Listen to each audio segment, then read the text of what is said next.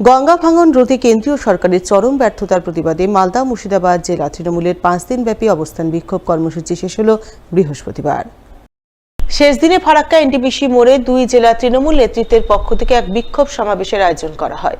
উপস্থিত ছিলেন রাজ্যের 2 মন্ত্রী সাবিনা ইয়াসমিন, তাজমুল হোসেন। এছাড়া উপস্থিত ছিলেন মালদা জেলা তৃণমূল সভাপতি আব্দুর রহিম বক্সি, দলের জেলা কমিটি চেয়ারম্যান সমর মুখার্জি, বিধায়ক চন্দনা সরকার সহ আরো অনেকেই।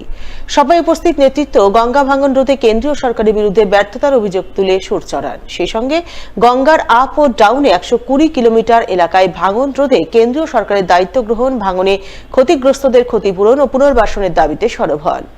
ফারাক্কা ব্যারেজ যখন হয় তখন চুক্তি ছিল আপ স্ট্রিম 120 মিটার 120 কিলোমিটার, ডাউন স্ট্রিমের 120 কিলোমিটার 240।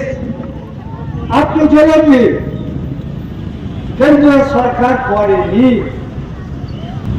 রতুয়া, হরিশ্চন্দ্রপুর, উত্তর ভাকুড়িয়া, দক্ষিণ ভাকুড়িয়া, ইসলামপুর, রতুয়া, মহানতলা, বিলাইমারি, বাহারার কাহারা, চকের ভূতনে 3টা অঞ্চল, হিরানন্দপুর, উত্তর চণ্ডীপুর, দক্ষিণ চণ্ডীপুর।